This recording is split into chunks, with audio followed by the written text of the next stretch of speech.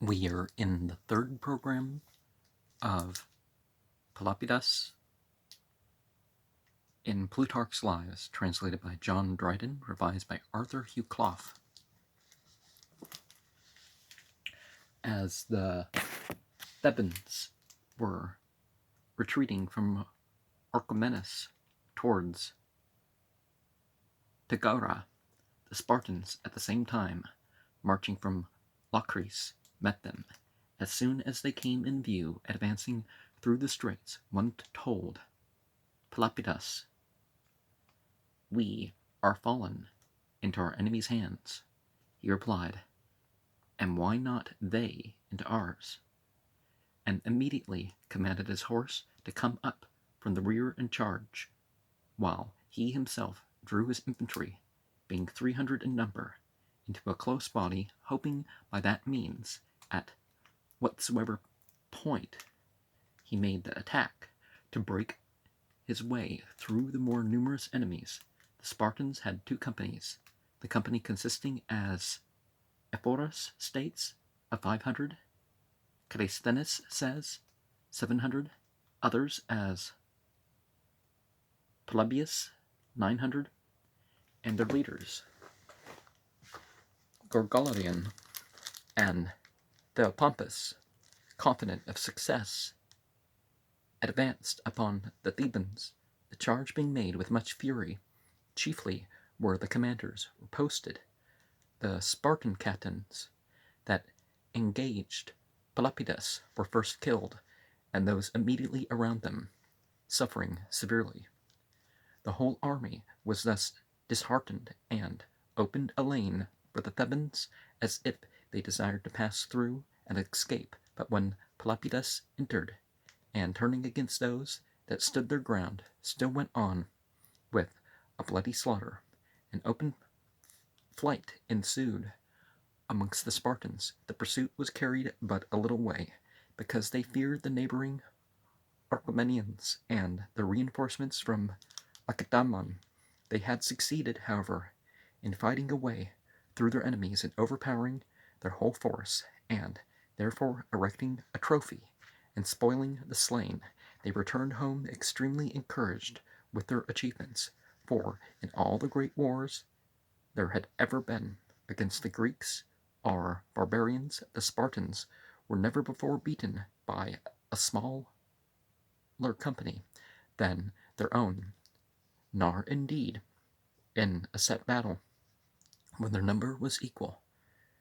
Hence their courage was thought irresistible, and their high repute before the battle made a conquest already of enemies who thought themselves no match for the men of Sparta, even on equal terms. But this battle first taught the other Greeks that not only Eurotas, or the country between Babeis and Knakion, breeds men of courage and resolution, but that where the youth are ashamed of baseness and ready to venture in a good cause, where they fly disgrace more than danger, there, wherever it be, are found the bravest and the most formidable opponents. Gorgidas, according to some, first formed the sacred band of 300 chosen men, as being a guard for the citadel. The state allowed provision and all things necessary for exercise, and hence they were called the city band, as citadels of old were usually called cities. Others say that it was composed of young men attached to each other by personal affection, and a pleasant saying of Parmenas is current, that Homer's Nestor was not well skilled in ordering an army when he advised the Greeks to rank tribe and tribe, and family together, that so tribe might tribe, and kinsman aid, but that he should have joined lovers and their beloved, for men of the same tribe or family little value one another when dangers press, but a band cemented by friendship, grounded upon love, is never to be broken, and invincible, since lovers, ashamed to be base in sight of their beloved, and the beloved before their lovers willingly rush into danger for the relief of one another. Now, as much as that forms a logic, we find that the sexual practices of Greek and Rome are, the licentiousness, actually created more of a danger within the society and between the societies. So, nor can that be wondered at, since they have more regard for their absent lovers than for others present, as in the instance of the man who, when his enemy was going to kill him, earnestly requested him to run him through the breast, that his lover might not blush to see him wounded in the back. It is a tradition likewise that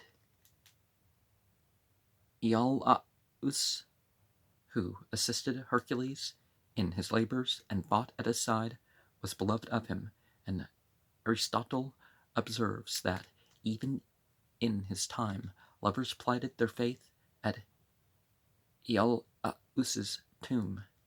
It is likely, therefore, that this band was called sacred on this account.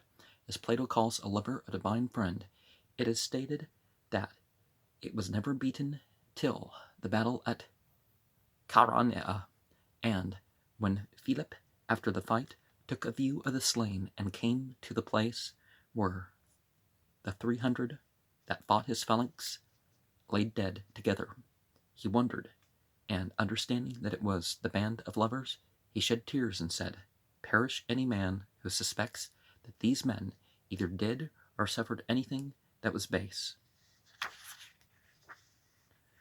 It was not the disaster of Lais, as the poets imagine, that first gave rise to this form of attachment among the Thebans, but their lawgivers, designing to soften, whilst they were young, their natural fierceness, brought, for example, the pipe into great esteem, both in seriousness and supportive occasions, and gave encouragement to these friendships in the palastra, to temper the manners and characters of the youth. With a view to this, they did well again to make Harmony, the daughter of Mars and Venus, their tutelar deity, since where force and courage is joined with gracefulness and winning behavior, a harmony ensues that combines all the elements of society in perfect consonance and order.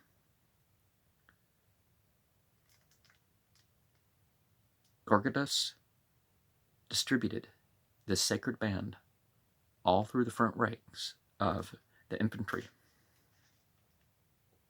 and thus made their gallantry less conspicuous, not being united in one body, but mingled with so many others of inferior resolution. They had no fair opportunity of showing what they could do, but Pelopidas, having sufficiently tried their bravery at Tegara, where they had fought alone and around his own person, never afterward divided them, but keeping them entire as one man, gave them the first duty in the greatest battles, whereas horses run brisker in a chariot than singly, not that their joint forces divide the air with greater ease, but because being matched one against the other, emulated, kindles, and inflames their courage. Thus, he thought, brave men, provoking one another to noble actions, would prove most serviceable and most resolute where all were united together. Now, if we look at the idea of the planets they had, the path is divided with the sun in the middle. And isn't it the path, Sephri-Yetzirah? Doesn't that have a different order? One of the versions of the Tree of Life, I think, doesn't have the hermit here, and over here we have the closer to Mars, you have the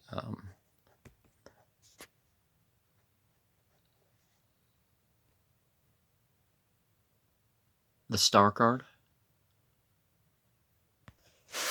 Yeah, we have death, and we either have justice or strength on the other side. In the tarot card reference. We have now when the Lacedaemonians had made peace with the other Greeks and united all their strength against the Thebans only, and their king Clambratus had passed the frontier with 10,000 foot and 1,000 horse, and not only subjection as heretofore, but total dispersion and annihilation threatened, and Boeotia was in a greater fear than ever. Pelopidas, leaving his house, when his wife followed him on his way, and with tears begged him to be careful of his life, and made answer, "Private men, my wife, should be advised to look to themselves, generals to save others." And when he came to the camp and found the chief captains disagreeing, he first joined the side of Epaminondas, who had advised to fight the enemy, though Pelopidas himself was not then in office as chief captain of Boeotia, but in command of the sacred band, and trusted as it was fit a man should be, who had given his country such proofs of his zeal for its freedom. And so, when a battle was agreed on, and they encamped in front of the Spartans at Leuctra, Pelopidas saw a vision which much discomposed him. In that plain lie the bodies of the daughters of one Scedasus, called from the place Leuctrida, having been buried there after having been ravished by some Spartan strangers. When this base and lawless deed was done, their father could get no satisfaction at Lacedaemon. With bitter imprecations of the Spartans, he killed himself at his daughters' tombs, and from that time the prophecies and oracles still warn them to have a great care of the divine vengeance at Leuctra. Many, however, did not understand the meaning, being uncertain about the place, because there was a little maritime town of Laconia called Leuctron, and near Megalopolis in Arcadia a place of the same name, and the villainy was committed long before this battle. Now Pelopidas, being asleep in the camp, thought he saw the maidens weeping about their tombs, and cursing the Spartans, and Scedasus commanding, if they desired the victory, to sacrifice a virgin with chestnut hair to his daughters. Pelopidas looked on this as an harsh and impious injunction, but rose and told it to the prophets and commanders of the army. Oh. You basically call these people false prophets that are going around it's my job to follow the army. Well, you can't hire somebody to be a prophet, but some of whom contended that it was fit to obey, and adduced as examples from the ancients Menoetius, son of Creon, Macaria, daughter of Hercules, and from latter times Pherecydes, the philosopher, slain by the Lacedaemonians, and his skin, as the oracles advised, still kept by their kings. Leonidas, again, warned by the oracle, did, as it were, sacrifice himself for the good of Greece. Themistocles offered human victims to Bacchus, Amestus, before the engagement at Salamis, and success showed their actions to be good. On the contrary, Agesilaus, going from the same place and against the same enemies that Agamemnon did, and being commanded in a dream at Aulis to sacrifice his daughter, was so weak as to disobey, the consequence of which was that his expedition was unsuccessful and inglorious. But some on the other side urged that such a barbarous and impious obligation could not be pleasing to any superior beings, that Typhons and giants did not preside over the world, but the general father of entities and men, that it was absurd to imagine any divinities or powers delighted in slaughter and sacrifices of men, or, if there were such, they were to be neglected as weak and unable to assist. Such unreasonable and cruel desires could only proceed from and live in weak and depraved minds. Well, maybe not weak, but perverse, you could say. The commanders, thus disputing, and Pelopidas, being in a great perplexity, a mare colt, breaking from the herd, ran through the camp, and when she came to the place where they were stood still, and about some admired her bright chestnut color, others her mettle, or the strength and fury of her neighing, Theocritus the augur took thought and cried out to Pelopidas, O good friend, look, the sacrifice is come. Expect no other virgin, but use that which the entities have sent thee. With that, they took the colt, and leading her to the maiden's sepulchres, with the usual solemnity and prayers, offered her with joy, and spread through the whole army the account of Pelopidas's dream, and how they had given the required sacrifice. In the battle, Epaminondas, bending his phalanx to the left, that as much as possible he might divide the right wing, composed of Spartans, from the other Greeks, and distress Cleombrotus by a fierce charge in the column on that wing. The enemies perceived the design and began to change their order, to open and extend the right wing, and, as they far exceeded him in number, to encompass Epaminondas. But Pelopidas, with the 300, came rapidly up before Cleombrotus could extend his line and close up his divisions, and so fell upon the Spartans while in disorder, though the Lacedaemonians, the expertest and most practiced soldiers of all mankind, used to train and accustom themselves to nothing so much as to keep themselves from confusion upon any change of position, and to follow any leader or right-hand man, and form in order and fight on what part soever dangers press.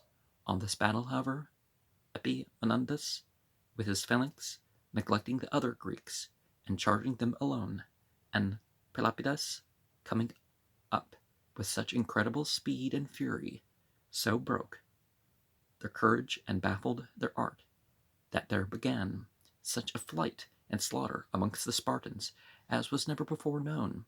And so Pelopidas, though in no high office, but only captain of a small band, got as much reputation by the victory as Epaminondas, who was general and chief captain of Boeotia. Into Peloponnesus, however, they both advanced together as colleagues, in supreme command, and gained the greater part of all the nations there from the Spartan confederacy. Elis, Argos, all Arcadia, and much of Laconia itself. It was the dead of winter, but few of the last days of the month remained, and in the beginning of the next, new officers were to succeed, and whoever failed to deliver up his charge forfeited his head. Therefore, the other chief captains, fearing the law and to avoid the sharpness of the winter, advised a retreat, but Pelopidas joined with Epaminondas, and, encouraging his countrymen, led them against Sparta, and passing the Eurotas, took many of the towns, and wasted the country as far as the sea. His army consisted of 70,000 Greeks, of which number the Thebans could not make the 12th part, but the reputation of the men made all their allies contented to follow them as leaders, though no articles to that effect had been made.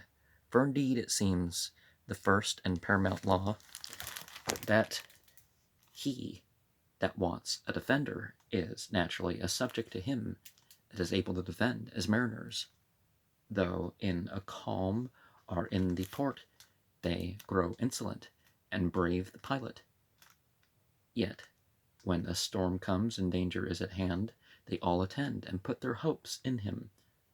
So the Argives, Edaeans, and Arcadians, in their congresses, would contend with the Thebans for superiority in command, yet in a battle or any hazardous undertaking of their own will followed their Theban captains. In the expedition they united all Arcadia into one body, and expelling the Spartans that inhabited Messenia, they called back the old Messenians and established them in Ithome in one body, and returning through Cenchrea, they dispersed the Athenians who designed to set upon them in the straits and hinder their march. For these exploits all the other Greeks loved their courage and admired their success, but among their own citizens envy, still increasing with their glory, prepared them no pleasing nor agreeable reputation. Both were tried for their lives, because they did not deliver up their command in the first month, Vacetius, as the law required, but kept it 4 months longer, in which time they did these memorable actions in Messenia, Arcadia, and Laconia. Pelopidas was first tried, and therefore in greatest danger, but both were acquitted. Epaminondas bore the accusation and trial very patiently, esteeming it a great and essential part of courage and generosity, not to resent injuries in political life. But Pelopidas, being a man of fiercer temper, and stirred on by his friends to revenge the affront, took the following occasion. Meneclidas the orator was one of those that had met with Milan and Pelopidas at Charon's house, but not receiving equal honor, and being powerful in his speech, but loose in his manners, and ill-natured, he abused his natural endowments, even after this trial. To accuse and calumniate his betters, he excluded Epaminondas from the chief captaincy, and for a long time kept the upper hand of him, but he was not powerful enough to bring Pelopidas out of the people's favor, and therefore endeavored to raise a quarrel between him and Charon.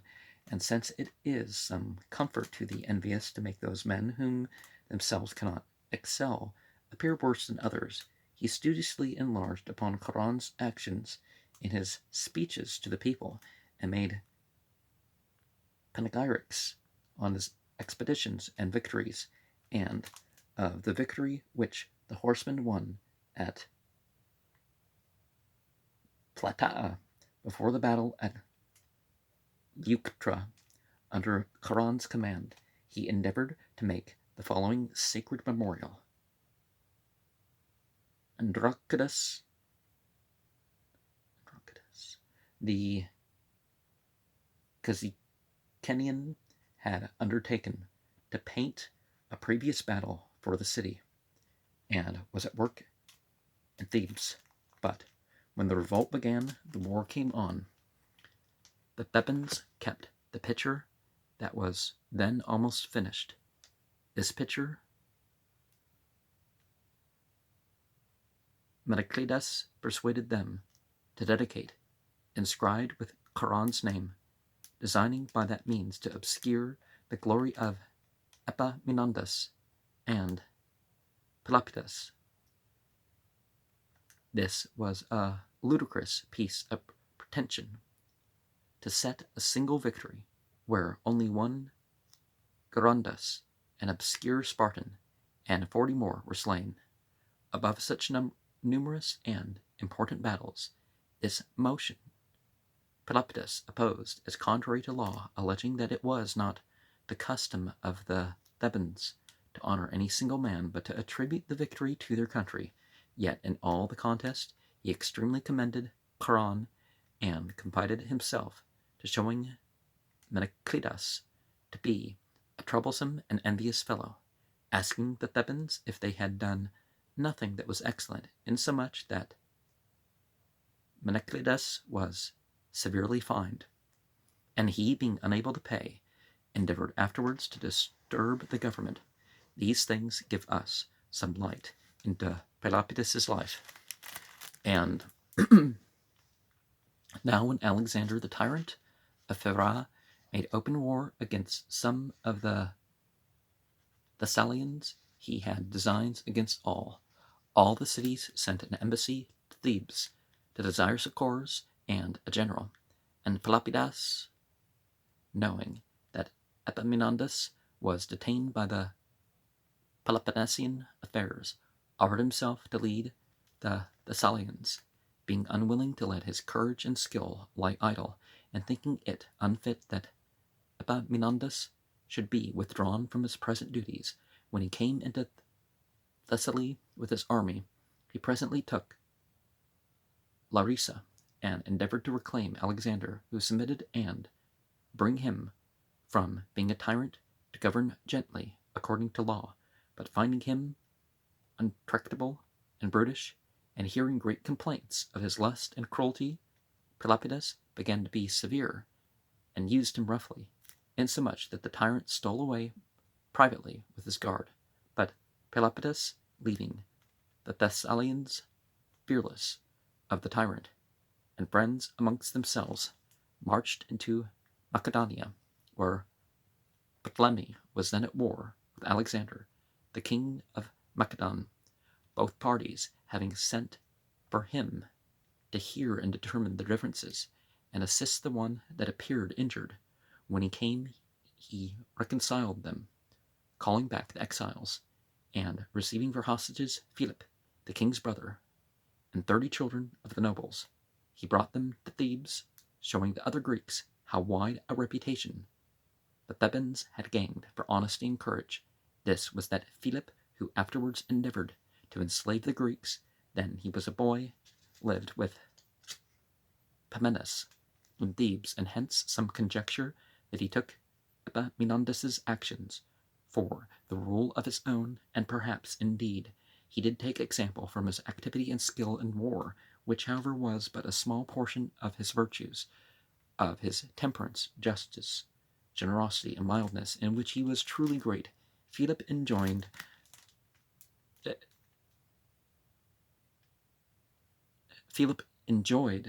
no share either by nature or imitation. After this, upon a second complaint of the Thessalians against Alexander of Pherae as a disturber of the cities, Pelopidas was joined with Ismenias in an embassy to him, but led no forces from Thebes, not experiencing any war, and therefore was necessitated to make use of the Thessalians upon the emergency. At the same time also Macedon was in confusion again, as Ptolemy had murdered the king and seized the government, but the king's friends sent for Pelopidas, and he, being willing to interpose in the matter, but having no soldiers of his own, enlisted some mercenaries in the country, and with them marched against Ptolemy. And when they faced one another, Ptolemy corrupted these mercenaries with a sum of money, and persuaded them to revolt to him. But yet, fearing the very name and reputation of Pelopidas, he came to him as his superior, submitted, begged his pardon, and protested that he kept the government only for the brothers of the dead king, and would prove a friend to the friends and an enemy to the enemies of Thebes. And to confirm this, he gave his son Philoxenus to the enemies of Thebes. Wait, he gave his son and 50 of his companions for hostages. His son, yeah, no, that's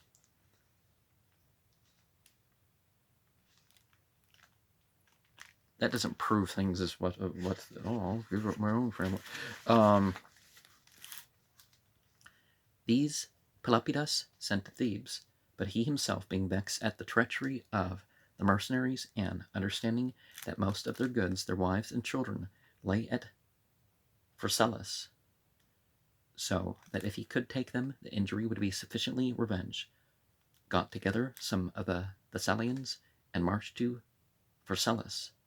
When he just entered the city, Alexander the tyrant appeared before it with an army, but Pelopidas and his friends, thinking that he came to clear himself from those crimes that were laid to his charge, went to him, and though they knew very well that he was profligate and cruel, yet they imagined that the authority of Thebes and their own dignity and reputation would secure them from violence. But the tyrant, seeing them come unarmed and alone, seized them and made himself master of Pharsalus.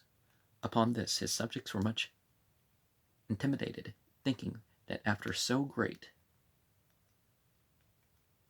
and so bold an iniquity, he would spare none, but behave himself towards all, and in all manners as one despairing of his life.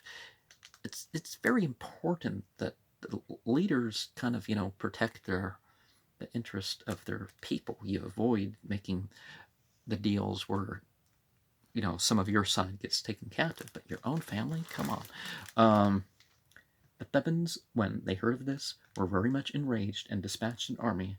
Epaminondas, being then in disgrace under the command of other leaders, when the tyrant brought Pelopidas to Phera, at first he permitted those that desired to speak with him, imagining that this disaster would break his spirit and make him appear contemptible. But when Pelopidas advised the complaining Pheraeans to be comforted, as if the tyrant was now certain in a short time to smart for his injuries, and sent to tell him that it was absurd daily to torment and murder his wretched innocent subjects, and yet spare him, who he well knew, if he got his liberty, would be bitterly revenged. The tyrant, wondering at his boldness and freedom of speech, replied, "And why is Pelopidas in haste to die?" He, hearing of it, rejoined, "That you may be the sooner ruined, being then more hated by the gods than now." From that time he forbade any to converse with him. But Thebe, the daughter of Jason, and wife to Alexander, hearing from the keepers of the bravery and noble behavior of Pelopidas, had a great desire to see and speak with him. Now, when she came into the prison, and, as a woman, could not at once discern his greatness and in his calamity, only judging by the meanness of his attire and general appearance that he was used basely and not befitting a man of his reputation, she wept. Pelopidas, at first not knowing who she was, stood amazed, but when he understood, saluted her by her father's name, Jason, and he having been friends and familiars.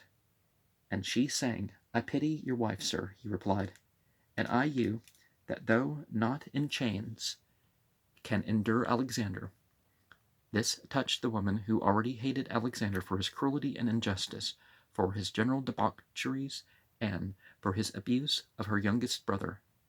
She therefore often went to Pelopidas, and speaking freely of the indignities she suffered, grew more enraged and more exasperated against Alexander. And yeah, definitely can't justify those sorts of abuses, can we?